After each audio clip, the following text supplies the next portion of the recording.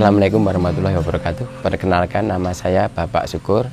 Saya pemilik produksi arang sekam yang beralamat di Dusun Tirto, Kelurahan Paremono, Kecamatan Mungkit, Kabupaten Magelang, Jawa Tengah. Ya, awal mula saya buat arang sekam ini dulunya sih sama sekali nggak tahu, gunanya nggak tahu, cara bikinnya juga nggak tahu.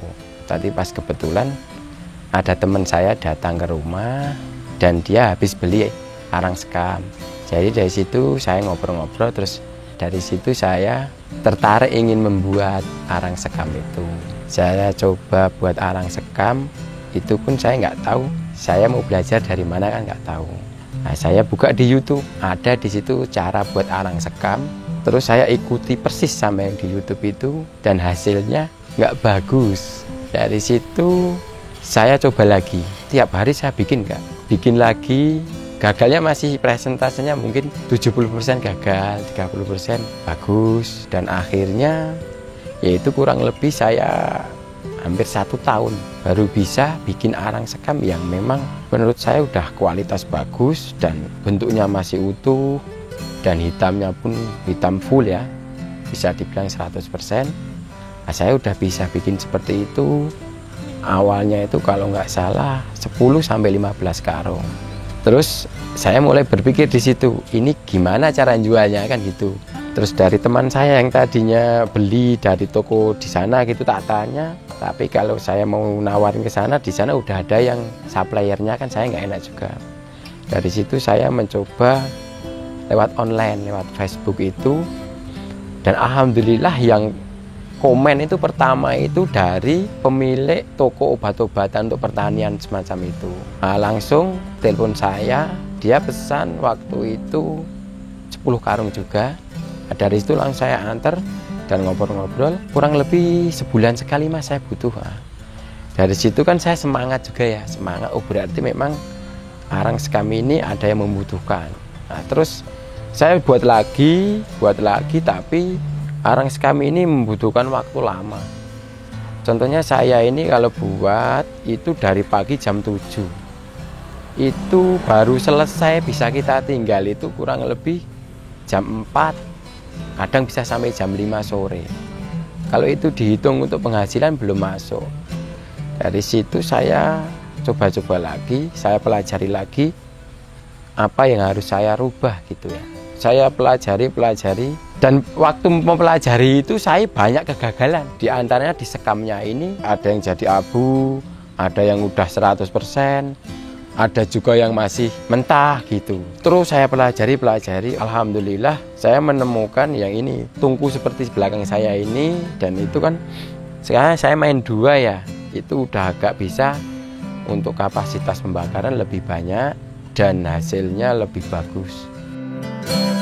Kalau untuk fungsinya ya, kalau kebanyakan kan untuk lahan pertama untuk penanaman cabai.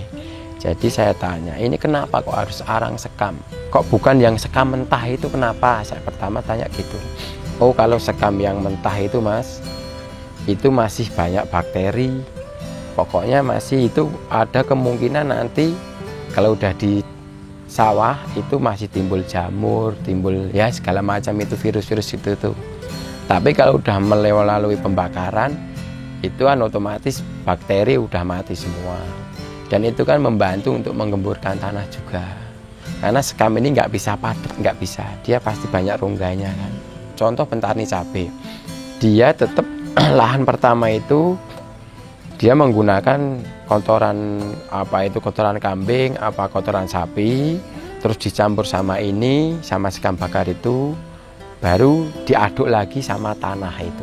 Kalau untuk arang sekam ini ya, alhamdulillah sejauh ini saya untuk bahan baku masih bisa terkontrol. Artinya nggak kewalahan untuk cari bahan bakunya, karena sekarang ini memang untuk sekam mentah aja udah berebut kalau nyari kan. Bukannya langka barangnya enggak, tapi pemindaknya udah banyak. Ya untuk saat ini aman karena ya saya udah punya bisa dibilang langganan lah beberapa tempat penggilingan padi.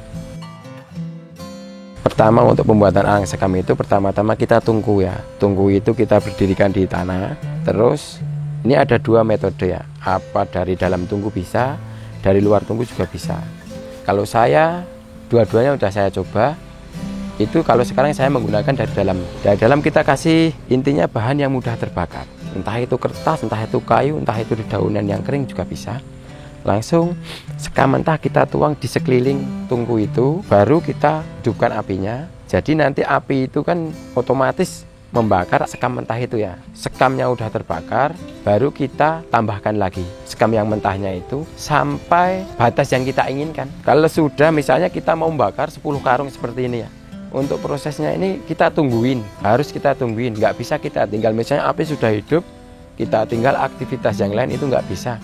Karena nanti apinya itu nggak bisa rata, dan yang kebakar itu sebagian. Itu kalau yang udah kebakar itu kan hitam, langsung kita tutup lagi sama yang mentah. Terus seperti itu sampai hitamnya itu kurang lebih 90%, baru itu langsung kita aduk itu sama finishing untuk memastikan kalau tergantung kita mau minta seperti apa. Kalau kita minta 100% hitam, terus sekalian kita aduk itu udah bisa sekalian itu membuat yang 100% itu.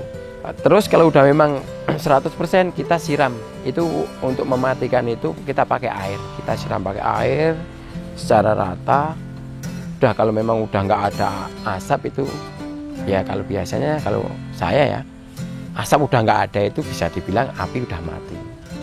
Udah ketika diemin paling ya 1 hari, airnya pun udah hilang, nah itu udah bisa dipakai untuk ke tanaman. Nah, besok paginya itu ya pagi kira-kira jam 9, jam 8 itu udah bisa kita packing kecil-kecil, itu udah langsung kita bisa ke penjual. Kalau untuk karung ya, kalau saya yang biasanya saya jual itu ukuran karung. Lebar 40 cm, tingginya 65 cm, itu saya jual harga 10.000. Kalau untuk berat saya nggak pakai timbangan. Jadi ukuran karung itu, yang penting karung itu udah penuh, sisanya masih ada kira-kira 5 cm untuk jahit, dah itu ukuran saya. Soalnya kalau kita pakai ukuran kilo, kadang-kadang kadar air itu di sekam masih ada. Tapi kalau untuk packingan saya itu, saya pernah sampel itu kurang lebih beratnya 4 kilo. Ya kalau untuk produksi bisa dibilang murah ya, karena kalau untuk sekam sendiri, apalagi kita tenaga kita sendiri ya, kalau kita sekam kita ngambil dari tempat penggilingan ya harganya masih murah. Terus untuk pembakaran juga saya ini untuk tungku saya bikin sendiri kok, ini semua bikin sendiri, saya bikin sendiri. Terus barangnya pun saya ngambil dari tempat besi-besi tua itu. Setiap seminggu itu paling 4 kali bakar, kadang 3 kali. Tapi kalau biasanya itu rame itu kalau pas mau masuk musim hujan sama mau masuk musim panas. Nah itu pas pergantian itu banyak kan. Misalnya untuk petani, dia dari tanaman yang tadinya untuk musim hujan, contohnya padi, apa yang lain gitu ya.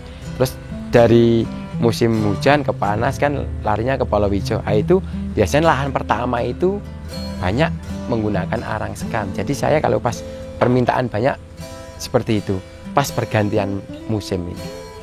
Ya kalau secara ekonomi alhamdulillah ya memang belum nampak ya untuk istilahnya aset apa untuk saya, apa kendaraan saya belum bisa terbeli, tapi untuk kebutuhan alhamdulillah dari kebutuhan saya itu banyak tercover dari sini, karena kan saya udah punya anak.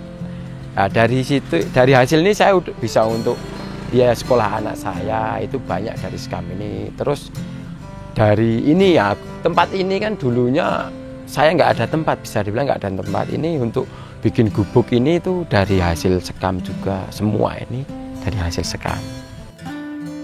Segala sesuatu itu tetap harus kita coba, bagaimanapun hasilnya itu yang penting kita mencoba dulu. Saya aja belajar bikin sekam ini sampai bagus itu saya memakan waktu kurang lebih 1 tahun. Saya nggak menyerahnya gini, yang pastinya kebutuhan ya, yang pastinya kebutuhan saya dituntut harus punya penghasilan kan, karena saya kepala keluarga. Pertama itu, yang pertama mendorong saya nggak putus asa itu. Yang kedua, setahu saya kan di tempat saya ini petani yang bikin arang sekam itu belum ada. Nah, dari situ saya melihat mungkin ini ada potensi untuk bikin arang sekam itu karena belum banyak yang bikin gitu ya. Dan terus saya gini, petani itu banyak yang make, petani banyak yang make. Nah, terus Di tempat saya ini kan bisa dibilang 90% kan petani. Nah, kenapa nggak saya lanjutkan gitu? Terus dari itu keyakinan saya di situ. Kenapa nggak putus asa ya itu. Oke, untuk teman-teman yang ingin memesan arang sekam bisa hubungi di nomor 0882 0030 41317. Terima kasih sudah menonton video ini. Jangan lupa subscribe di Cap Capung.